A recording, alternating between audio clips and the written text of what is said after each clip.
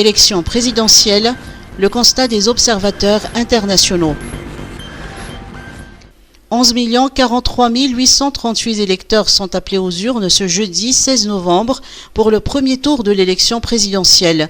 10 candidats sur 13 ont boycotté l'élection et n'ont placé aucun délégué dans les bureaux de vote, comme l'ont noté les observateurs internationaux.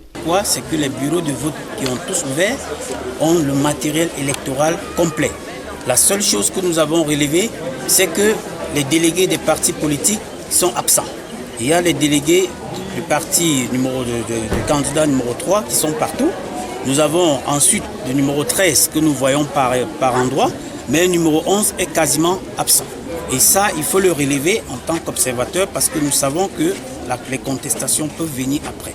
Et il va falloir s'appuyer sur le fait que sans délégué, on ne peut pas avoir une crédibilité en termes de revendication. Mais sinon, de point de vue général, nous pouvons vous rassurer qu'en tant qu'observateur et en tant que technicien et expert en la matière, la CENI, on la félicite parce qu'elle a réussi techniquement son travail, celui de mettre tous les bureaux de vote visibles, celui de faire de telle sorte que les bulletins soient assez correspondants au nombre des inscrits dans les bureaux, l'encre indélébile étant disponible, les assesseurs étant présents, nous pensons qu'il ne relève plus qu'à voter et de faire grandir la démocratie malgache. En dépit des appels au boycott, la population veut exercer son droit de vote et prendre son destin en main, toujours d'après les observateurs internationaux.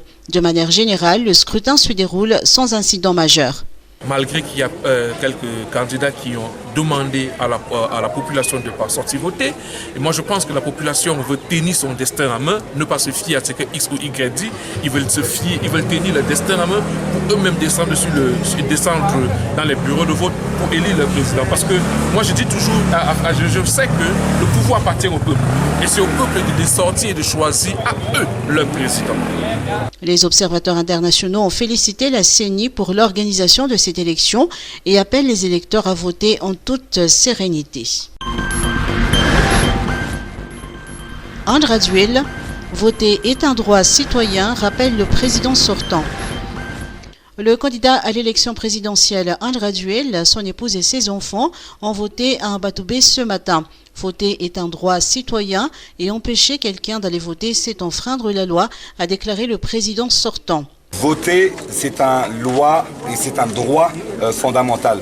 Empêcher les citoyens de ne pas aller voter, c'est contre la loi. C'est pour cette raison que je donne l'exemple en tant qu'homme d'État, pas seulement en tant qu'homme politique, inciter la population de venir voter. Et c'est pour cette raison que ça me réjouit aujourd'hui de voir l'ensemble des citoyens, de la population, de venir en masse voter sur toute l'île, dans tout Madagascar.